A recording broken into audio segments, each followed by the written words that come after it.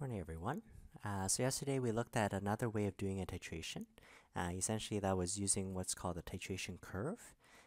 Today, I'm just going to rehash a little bit of that with you here. Also, introduce to you some of the calculations that are involved. I'm going to practice with you during a virtual lab, but at least I want you to make sure you know where these calculations come from. So let's just highlight some of the main things that we learned from a titration curve. Essentially, what we were doing was we measure the pH as the titration occurs. Now, in some sense here, if you already have a pH probe is used to sense the amount of H+, we already would know the unknown concentration. So it seems like a moot point here. Why do I still add the base here and actually titrate to the equivalence point here? Why do we care? So I'm going to actually give you a sample problem of that and introduce to you the calculations. We saw for a strong acid, strong base curve here, it's not super interesting because the salt doesn't hydrolyze. Everything is at equivalence point here. We didn't even get that really interesting buffer region. So what I'm going to do right away is I'm actually going to skip over to a weak acid strong base curve. For a weak acid strong base curve here, this time what I'm going to do is I'm not even going to tell you what the acid is. I'm just going to say this is HA, some monoprotic acid. We're going to titrate it against NaOH. Sure, that's a strong base. This one here we can predict it's going to be a 1-to-1 ratio. We're going to get sodium with A as the negative ion, and we're going to get water afterwards. So experimentally, really easy to set up. We can have a burette. I'm just going to drop in base here. Later on, I'm going to actually drop in acid, okay? But just make sure you know which you're dropping in. So there's the NaOH. We're going to put the unknown HA. This time, we don't know the molarity, and we also don't know the chemical HA, right? So right now, I don't know if it's strong or weak here, and in this case here, well, sorry, it is weak, but it's giving me some number H+. The whole point of doing a titration is to add the NaOH slow enough to count the H+. We want to count the point where basically that very last drop of hydroxide has killed off the very final amount of H+. That was the situation known as the equivalence point. Remember, instead of actually using an indicator, instead of, oh no, now it's pink and now I need to start it over again, we're just going to sample the pH as the titration is happening. So let me just give you a sketch of what this might look like here. So we have the pH and we have the volume. This time here I'm adding base, so volume of base added, just like yesterday. We're going to have, before you add any base, it is just sampling the pH of the weak acid.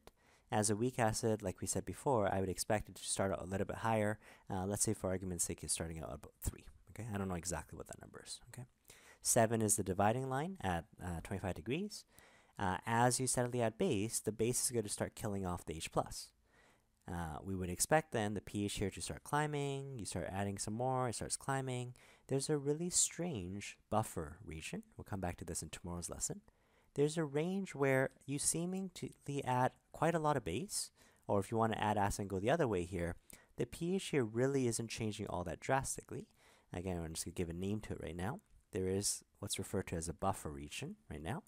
But once that buffer region runs out, we're going to actually have this shooting up point here, and it's just going to suddenly go upwards there. Remember, the middle point of this shooting up point is called the equivalence point. That is the point we want to stop at. That's the point when your moles of H+ has actually equal to moles of base.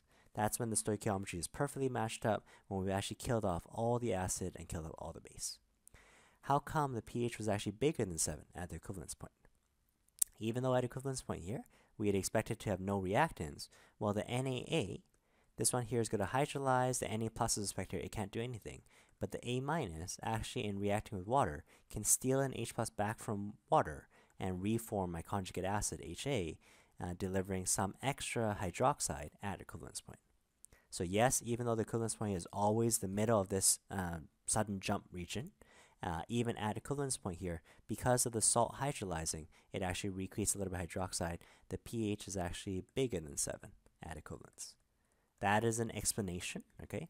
I know I gave you a little memory hint. Oh, it's a strong base. It sort of pushes it in its region, but you want to explain it in terms of the hydrolysis, okay? Today what we're going to do is we're going to have another look at this here in terms of actually doing calculations. Again, the equivalence point, we just said why the pH is bigger than 7. We're going to basically look at what the volume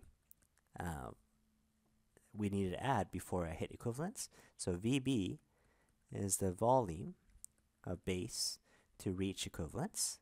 That's the point when I want to stop. That's the point when the stoichiometry is good. Then I can do mole ratios and all that.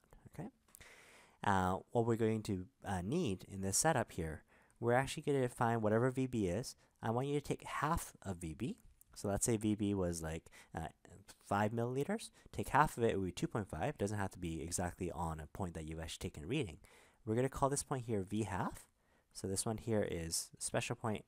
It's half the volume, halfway to the equivalence point. What I'm going to do is I'm going to figure out at this x coordinate, I want to figure out what the pH is at this point. So this is called the pH half, the pH at volume half.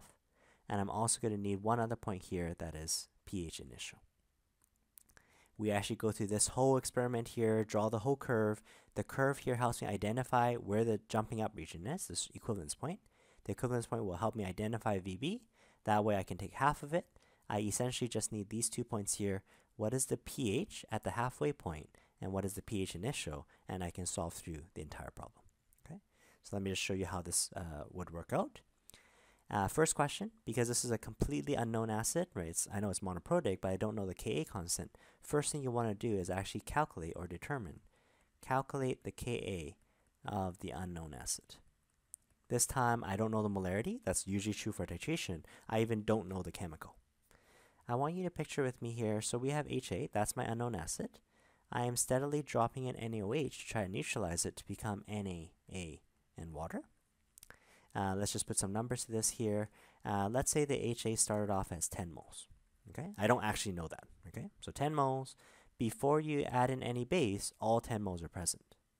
How many moles would I need to reach equivalence? Well, for equivalence point, I want to make sure that the reactions can cancel out. So just for argument's sake first, at equivalence point here, I would have actually added in 10 moles of NaOH. How come 10 moles? Well, these are in a 1-to-1 ratio. The H plus neutralizes the base. As I slowly add in the NaOH, it steadily kills the HA. I'm going to lose these 10 moles I added. I'm going to lose 10 moles of HA, and therefore I would have no more acid left, no more base left, and that's going to be equivalence point, right? The volume that I needed to do that was the VB, right? What I want to do now is I want to do, what about at V half? What about only at the halfway point? So sort of same scenario here. We start off with the initial of 10 moles. If I don't add in all the volume I need for equivalence, but only half of that, I would have only added in 5 moles. Okay? Now what does that do? By adding in 5 moles, some of this base has killed off the acid. I'm going to drop by 5 moles, those are in a 1-to-1 ratio. We're going to notice it's a very special point where I actually have equal amounts of acid. I still have some acid that wasn't neutralized, but some of the base here had actually killed off the acid, and it's actually generated for me 5 moles of sodium acetate. Okay, so this is a very special point here. At V half, the concentration of HA, this is the leftover acid that has been neutralized, is actually equal to the concentration A minus the conjugate base in the salt, because I now have 5 moles left. At equivalence, I actually would have had 10 moles, okay? But I want this point here where these two amounts are actually equal. Because just like we saw with our indicator lesson, the Ka is supposed to equal to the H plus times the base form divided by the acid form. Well, I'm at a situation where, wait, the HA is actually equal to the A minus. You'll notice what ends up happening then is the A minus cancels the HA at this, so this is at V half. And therefore, Ka is equal to H plus, or you can negative log both sides again. pKa of your, this time not in the indicator, this time of your acid. pKa of your acid is actually equal to the pH at V half, what we've been calling pH half. Okay? So what does that do for us? If we actually did this out with all our numerical values and actually had all the readings, I know VB, I would have neutralized everything. I take the V half point. At this V half point, your acid form is matched up to the A minus point. We found that the pH at this point, which is called pH half, you would just read it from the graph, the pH half is actually going to be equivalent to what the pKa is. Okay, so let me say I just read that value here. Let's say for argument's sake here, pH half is 5. Okay, you just read it from the graph. Okay, so since this is true, for example, if I'm given if pH half is equal to 5.0 on my graph, 5.00, well, that's actually going to be pKa, right? So I just did the derivation here. pKa of my unknown acid is 5.00. How would I backtrack to get to Ka? I would just go anti-log of -5, and that gives me 1.0 times 10 to the -5. Okay. All right. So even though I had no clue what this unknown acid was, I do have a way to actually calculate the Ka constant. It just turns out we need this Ka constant for later on, so this is always the first step. If the titration curve is involving an acid that's actually on the table, you just look up the Ka on the table. You can skip this step. Okay. Second step here. So we had used this half equivalence point here to find the Ka. For the second step, what we're going to do is we're going to try to find the initial concentration. So determine the initial concentration of HA using this Ka that we just found, right? At first, it was a completely unknown chemical. I don't know the constant. I don't know anything. But by doing that V half point, I actually found out what the Ka is. Okay. And here's what I want you to imagine. Starting off with my Erlenmeyer, we started off with just some unknown amount of HA. So there's a certain amount of H plus in here. The HA equilibrium, don't even worry about the neutralization. The HA equilibrium here in the complex form, HA as an acid is supposed to donate its proton. That's when we end up with hydronium and we end up getting A minus. Okay. So this is the equilibrium that's set up just because of the weak acid. Has nothing to do with the base just yet. Okay. So this is very similar to earlier. We had done Ka calculations. We had set up an ice table. I wanted to remind you the I, this one here is before any ionization. So this is when the weak acid was still all intact. I have some unknown amount of HA. I'm going to call that just concentration initial for now. So square bracket initial. Because nothing has ionized yet, we haven't even formed the H plus yet. We would have 0 H3O plus and 0 A minus. It's only after the HA in this equilibrium, only after it's broken off. I know it doesn't break off to form a lot of H plus. You see that the Ka constant here is very tiny. That's why we had done the assumption and all that. We actually form very little bit of H plus, very little bit of A minus. So this one here would have otherwise been X and X, right? Plus X and all that. Turns out because we've done a titration curve here, when I stuck a pH meter in here, I actually sampled the pH of the solution. The pH should have been 7 if it weren't for this weak acid, but the pH would actually drop lower than 7 because of this ionization. That's actually going to be the pH before you actually dropped in any base. So if I totally eliminate the base from the problem here, if I can just read the pH initial reading, the pH should have been 7 for neutral. The weak acid starts breaking off. It starts generating some of the H+. It knocks the pH here lower and lower. This pH initial is actually the amount of H+ I have at equilibrium. So I can write this down in words for you here. At pH initial, okay, I'm going to remind you here, this is before any base is added. Right? The HA has dissociated to form H+, right? Knocking the pH initial to that 3 value that we had earlier. So if you can, again, just read what is the pH reading on your curve. Let's say for argument's sake here it really was a 3, right? Just graphically, just use whatever number they give you. If the pH initial was 3, that actually is a representation of how much H+ is actually at equilibrium. So if the pH initial reading is actually 3, would you be able to find for me what the H+ is? Well, sure. H+ is the anti-log of -3. So that's 1.0 times 10 to the 3. That's actually the X. So we actually don't need to put X and do the assumption this time. We actually know the equilibrium amount is actually 1.0 times 10 to the -3. If we started off with none of it, I know the gain had to be 1 times 10 to the -3. Once you figure out what the change line is, the change line has to follow the mole ratio, like we've been doing quite a lot here. This one here is also going to gain by 1 times 10 to the -3. The other side is going to drop by 1 times 10 to the -3. Okay, so we have most of these values here. This is like a standard Ka style question. We take our initial concentration. That's what we're after, right? I want to know the initial concentration of the acid, but I know a little bit of this corner here had actually ripped off, so we're going to get lose 1 times 10 to the -3 there. anytime you have these values here at equilibrium, you're ready to punch into the Ka expression. So what does the Ka expression look like? The Ka is hydronium times A minus all over our HA. Earlier at V half, these had canceled out. Right now, we're not at V half anymore. Right now, we're at pH initio. Well, we have Ka. We calculated that earlier. We have the H plus. We have these numbers here. We pretty much have all the numbers. And you just want to back calculate here. Can you find for me the starting concentration of acid before any of this is associated? And again, I want to emphasize here, this is before any base was added. You haven't neutralized anything at this point at pH initial. So let me just plug our way through the values here. I'm actually just going to rearrange this expression first. So we're interested in finding, basically my unknown term will pop up in the concentration of HA. Let's take the Ka from earlier, 1.0 times 10 to the negative 5. 1.0 times 10 to the negative 5 needs to equal to the hydronium concentration and the A minus concentration. So 1.0 times 10 to the negative 3, 1.0 times 10 to the negative 3, divided by the concentration I'm interested in, the starting concentration, but we also want to minus off the 1.0 times 10 to the negative 3. I know that looks a little bit scary, but it basically is just one equation of one unknown. If you can solve for this bottom term here, that unknown, you would have the answer. So I'm going to bring up this bottom term up. I'm actually going to kick the Ka down to the left-hand side. So this gives me here concentration initial minus 1.0 times 10 to the negative 3. The top part here is 1e negative 3 squared. So that's going to be 1.0 times 10 to the negative 6. I've actually pushed the Kw down here.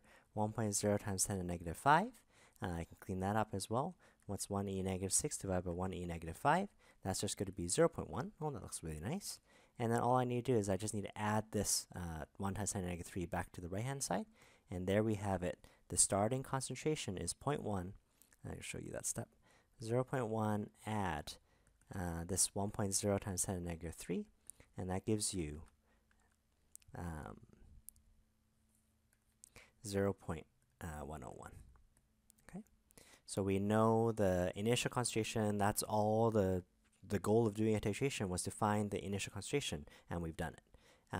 Using this titration curve here, I'm going to summarize it for you a little bit, but we've been able to find this unknown concentration.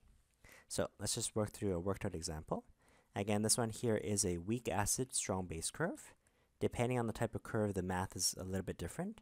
So far, I'm just going to sketch this out for you here. We're going to plot pH, and we're going to plot the volume of base that we're adding. We had seen that we started out a little bit higher here. Let's do an actual problem. Let's say the pH initial is actually 2.950. You just read that from the graph. There is a strange little sort of buffer region, and then it shoots upwards. It goes up like this. The volume to reach equivalence, I'm going to give you a number. This is 23.8. The halfway point of 23.8 is actually 11.9. And the pH, that's going to be equivalent to pH half. And pH half is actually going to be 4.873. Okay. Let me just summarize for you the relationships that we saw so far. We found that the pKa is actually equal to pH half. Right? So we're going to utilize that formula first to get to Ka. The other formula here, if I just did the algebra for you, we're going to actually find the concentration initial is actually equal to the x values divided by Ka, but then I would need to add the x back later on. Okay. So that's actually what the ICE table ends up giving you. Let's just practice through this problem. First thing, where it shoots up, I know this is at equivalence point. Right? The equivalence point, would you expect it bigger than 7, less than 7, or equal to 7? Remember, for a weak acid strong base curve here, it gets pushed into the basic region. 7 might be somewhere down here. The equivalence point is actually a little bit higher than 7 because of the salt hydrolyzing. We had to take down readings for this entire curve so I can find the equivalence point. The whole point of doing the curve here is to find the VB, right? So the VB this time, based on your concentrations that you had, was 23.8. We chose the halfway point because that's actually going to allow you to find Ka. We're going to read the pH at that point here. The pH at this point here is actually 4.873. So using that first relationship here, if your pKa for a new acid is 4.873, we're going to just anti-log negative this number here, and that's actually going to give you the Ka constant. Still an unknown value. still an unknown acid, but we've been able to calculate its dissociation constant. Anti-log negative 4.873. This gives me this is a 3 sig fig number, 3 digits after the decimal place. So 1.34 times 10 to the negative 5. Again, it's a very tiny number. That's the point that I needed to find Ka. And now we also only need the pH initial, which is 2.950. Let me just show you the ice table again.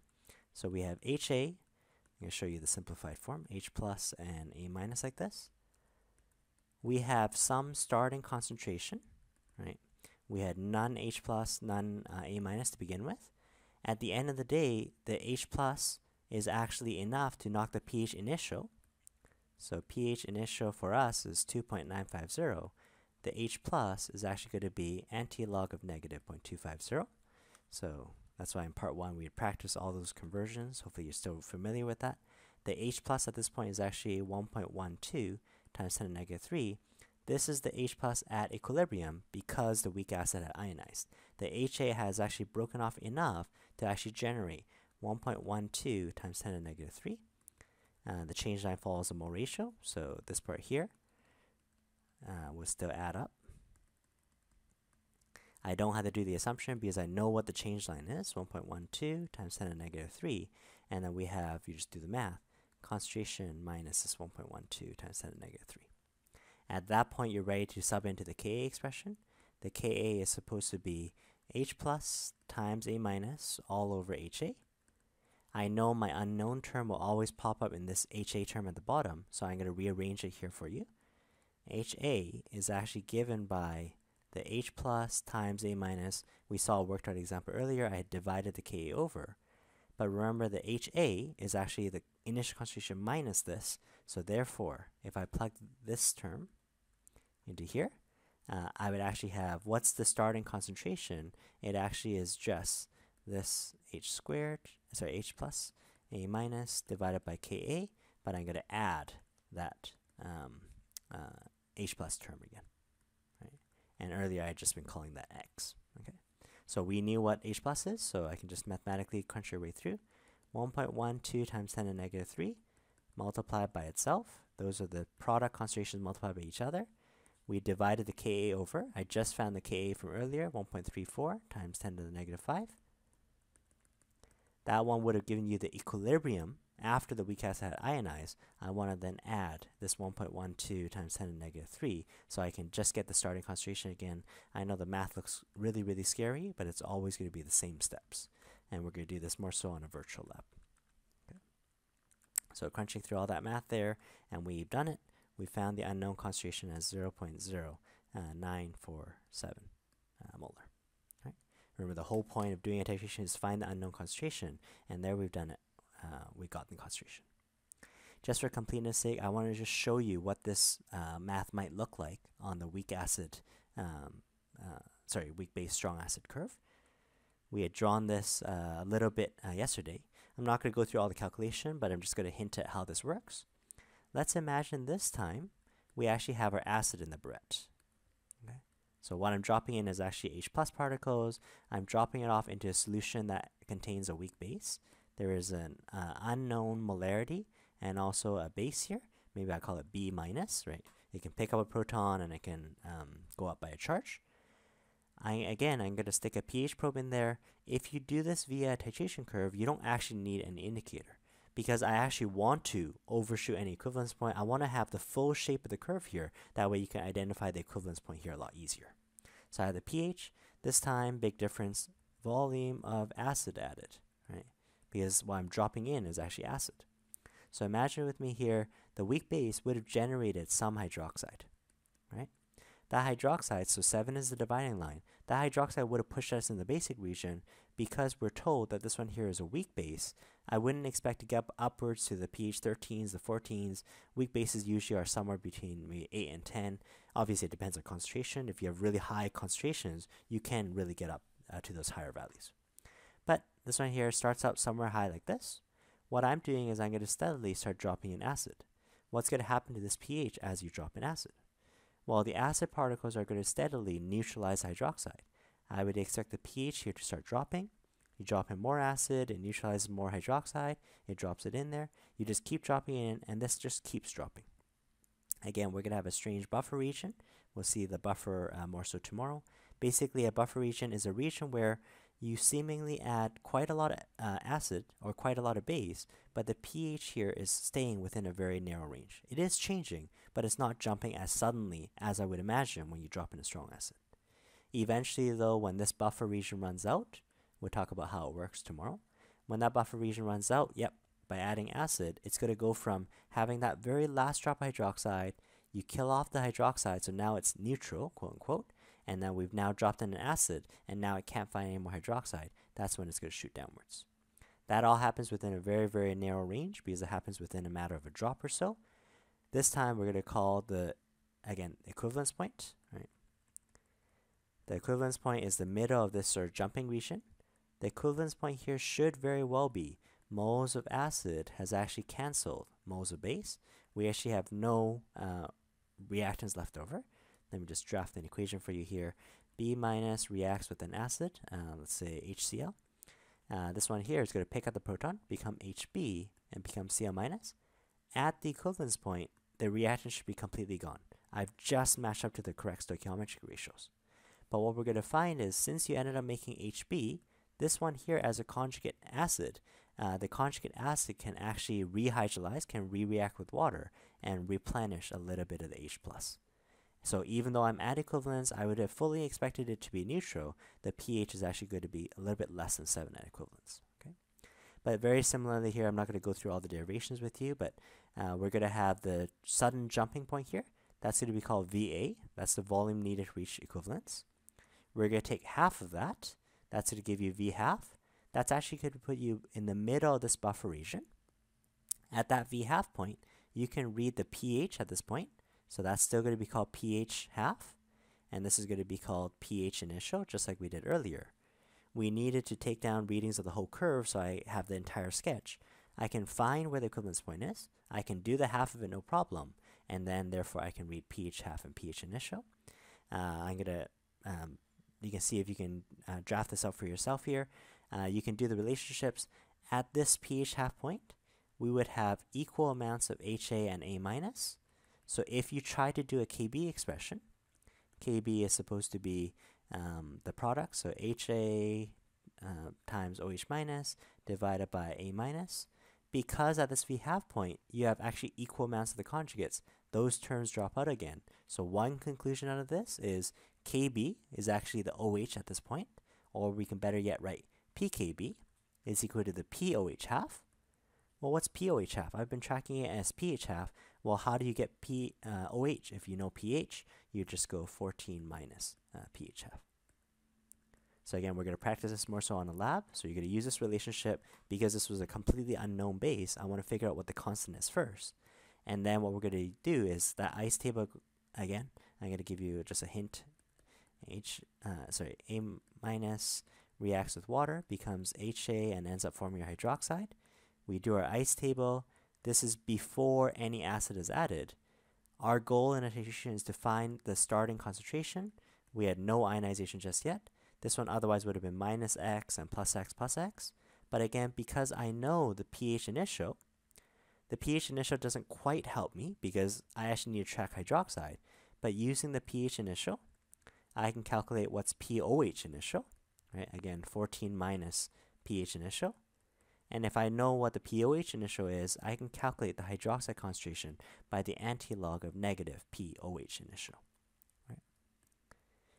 This term here is going to be the hydroxide. Yes, it is at equilibrium, but this is still before acid is added. So before acid added. So this value here is actually 10 to the minus POH initial. That's actually what X is. So 10 to the minus POH initial. And this one here is going to be concentration minus 10 to the, so antilog of POH initial.